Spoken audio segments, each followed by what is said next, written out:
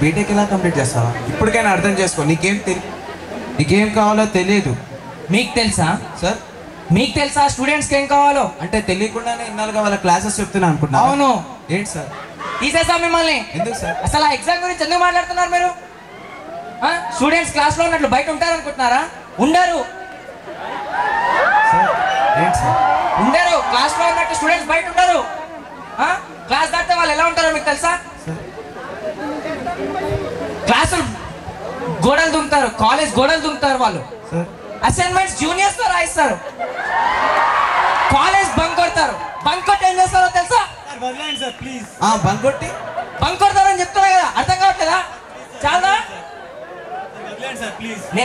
ప్రతి క్షణం తప్పని పడుతున్నాను. నేను చేసిన తప్ప చెప్పురా, నేనేం తప్పు చేసాను చెప్పు. నా స్టూడెంట్ కి ఒక గొప్ప లైఫ్ ఇవ్వాలని చెప్పి ఆలోచిస్తున్నాను. చేసిన తప్ప చెప్పు, ఏం తప్పు చేశాను చెప్పురా. మొత్తం మీరే చేశారు. మొత్తం మీరే చేశారు. ఏం చేశాం రా? మీ కాళ్ళలో చేసినప్పటి నుంచి మాకు చేసింది చాలు సార్, మేము కోల్పోయింది చాలు. ఏం కోల్పోయారా? ఇంకా అర్థం కాలేదు. బీటెక్ చేరేటప్పుడు ఏముండేదో ఇప్పుడు ఏం లేదు. అదే సార్ నేను కోల్పోయింది ఆనందం. చిన్న చిన్న ఆనందాలన్నీ కోల్పోయాను సార్ మీ వల్ల. మీరు ఎప్పుడు మీ స్టూడెంట్ని గొప్పవాన్ని చేయాలి, గొప్ప లైఫ్ ఇవ్వాలని ఆలోచిస్తారు తప్ప మాకేం కావాలో, క్లాస్ రూమ్ లో మేము ఎలా ఉండాలనుకుంటున్నామో ఆలోచించారు సార్. ఏ క్వశ్చన్ ఇవ్వాలన్నా మీకు 1000 సార్లు ఆలోచిస్తాను కదరా?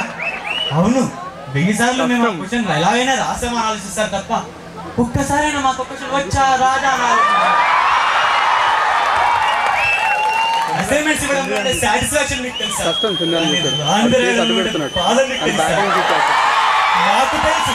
మాకు తెలుసు. అంతేనా? ఏదైనా క్వశ్చన్ ఇవ్వాలన్నా 1000 సార్లు ఆలోచిస్తాను. మీ గురించి ఆలోచిస్తున్నాను. ఏ అసైన్మెంట్ ఇవ్వాలన్నా సరే నేను చూసుకుంటాను. అసలు ఏంట్రా, ఏదైనా ఆ డౌట్లు ఏమైనా ఉంటే మిమ్మల్ని అడగండి. నేను కదా చెప్పేది మేము. అవును, డౌట్స్ ఉంటే అడగమంటారు కానీ మీరు ఉండరు. ఎందుకంటే మాకు అన్ని తెలుసనేక ఈ అసైన్మెంట్స్ మీరే ఇస్తారు. ఈ క్వశ్చన్స్ ఇంపార్టెంట్ అని మీరే మాకు చెప్తారు. ఇవి చదివితే మార్క్స్ వస్తే మీరు మమ్మల్ని కన్విన్స్ చేస్తారు. మాకు అప్పుడు ఎలా ఉంటుందో తెలుసా? ఈ అసైన్మెంట్స్ నుంచి విసిరేసి మాకు ఇది రాదు అని గట్టిగా అడగాలనిపిస్తుంది. సాయంత్రం ఇంటికి పంపించేస్తారు. నేను వెళ్తాను కానీ నేను వెళ్ళేలోపే మీరు మీ అబ్బాయి కాలేజీకి రావట్లేదు, వర్క్ చేయట్లేదు అని చెప్తారు. కొడుతున్నారు సార్ ఇంట్లో వాళ్ళు మమ్మల్ని. రే సిద్ధు, ఈ క్వశ్చన్కి ఆన్సర్ చెప్పరా అంటారు. నేనేదో చెప్పాలని ట్రై చేస్తాను కానీ నేను చెప్పేలోపే అది కాదు ఇది కాదు అది. నా ఆన్సర్ కూడా మీరే చెప్పేస్తే ఇంకా మమ్మల్ని ఎందుకు సార్ అడగడం? మీకు తెలియదు. మీరు ఇంతకాలం మీరు అసైన్మెంట్స్ రాయలేక, ఇంట్లో వాళ్ళ తమిళ భరించలేక, మాకు నచ్చినట్టు మేము ఉండలేక నరకం చూసాం సార్, నరకం చూసాం. ఎవరి మీద చూపించాలో తెలియక ఆఖరికి ఒకరోజు ఇన్విజిలేటర్ పైన అది చేశారు. దాంతో మ్యామ్ బయటకు పంపించేసింది. నేనెందుకు ఇలా ఉన్నానో ఇన్విజిలేటర్కే తెలియకపోతే ఇంకా ఎవాల్యుయేటర్కి ఎలా తెలుస్తుంది సార్? ఫెయిల్ అయిపోయా, ఒక్క మార్క్ కూడా రాలేదు, ఫెయిల్ అయిపోయా.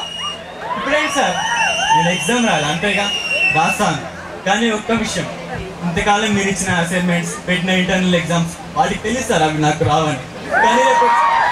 కానీ రేపు వచ్చేది ఫైనల్స్, ఏదో ఒక రోజు అది కూడా నాకు రాదు మీకు తెలుస్తుందిగా. ఆ రోజు నా లైఫ్ పాలైపోయింది, మీరే బాధపడతారు.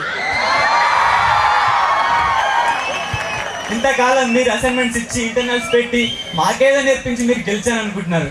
కానీ మిమ్మల్ని గెలిపించడానికి 4 ఏళ్ళుగా మేము కాపీ కొడుతూనే ఉన్నాం సార్, కాపీ కొడుతూనే ఉన్నాం. ఇలా కాపీ కొట్టుకుంటూ పోతూ ఏదో ఒక రోజు ఏంటన్నా బీటెక్ లైఫ్ అని మీరు తిరిగిస్తే అందులో అన్ని జిట్లు సస్పెన్షన్లో ఉన్నారు సార్, జిట్లు సస్పెన్షన్లో ఉన్నారు.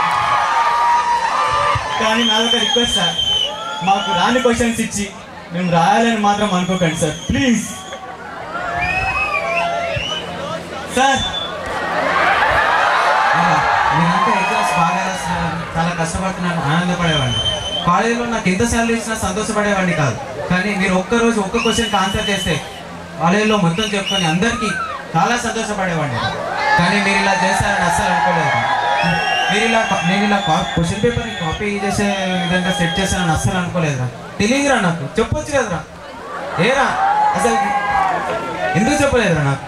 ఇందుకే సార్ మీరు ఎక్కడ బాధపడిపోయి మా మీద కోపంతో ల్యాబ్ ఇంటర్నల్ మార్క్స్ తగ్గిస్తారు. ఈ బాధ అంతా నా వల్లే కదా. 3 సంవత్సరాలుగా. అందుకే సార్. కానీ 2 విషయాల్లో మాత్రం మీకు తెలియకుండానే మీ చేతుల్లోంచి ల్యాబ్ మార్క్స్ అటెండెన్స్ తీసుకోవాలనుకున్నాను. కానీ ఇప్పటికీ నా అటెండెన్స్ ల్యాబ్ మార్క్స్ మీ చేతుల్లోనే ఉంటాయా సార్? చెప్పలేదు సరేరా, ఇప్పుడు నుంచి సార్ ఈ మార్క్స్ ఎవరు కాల్ పట్టుకున్నా సరే నేను వేయిస్తాను. అటెండెన్స్ ల్యాబ్ అటెండెన్స్ నేను వేయిస్తాను. వెళ్ళరా వెళ్ళి నీ లైఫ్ నువ్వు హ్యాపీగా ఉండు.